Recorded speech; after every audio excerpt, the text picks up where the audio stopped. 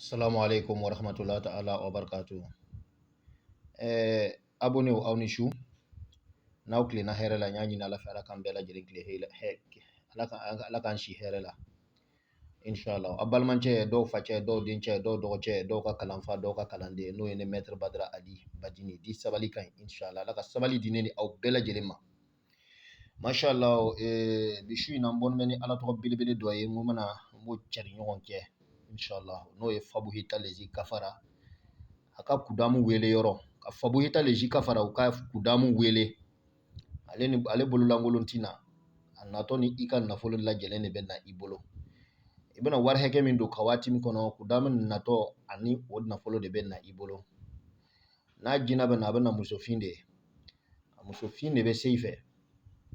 abana ni kala nyini dafanya bara be ke kle wolon fla kon na le me jina be ko ngana ka kon kle wolon fla nye inshallah yana mete menu kuma to ya ma nyina o fa aka abonné chaîne kan na abonné na kana nyina be notification like na notification like ya kana nyina be video no partager walsa ambalma menu tanga chaîne ko kalama olu ga siga banga ni ko en kalama ni ku yere nafani anga ala to chamanye o baraji bi senene aw bela jelema ala to yin anyina aw fe ko ka jija abi yelanga groupe flaka no e telegram ani whatsapp sanfɛ no ye an ka kalanbulon fila min dayɛlɛla inshallah k'a ka jija ka yen masɔrɔ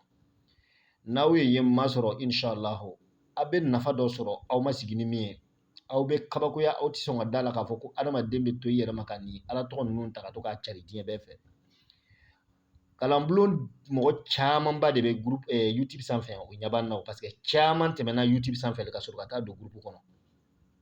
an tɛ k'aw nɛgɛ dɛ i kɔni mana don nimisa kelen min min ma o de ye munna ma kɔn ka don wallahi i kɔni b'o nimisa kɛ wallahi billahi i b'o nimisa kɛ mais n'o bɔra la nimisa wɛrɛ t'a la o ayiwa ala tɔgɔ ni a bɛna tila lɛndilon komi n b'a fɔra ɲɛna cogo min na lɛndilon ala tɔgɔ tilan don de ala tɔgɔ baba minnu b'an bolo n'an bɛ ka yira aw la semaine nin na n'an ma a ɲɛfɔ aw ye whatsapp sanfɛ youtube sanfɛ yan a bɛɛ lajɛlen bɛna tila nin dɛnɛ don de lɛndilon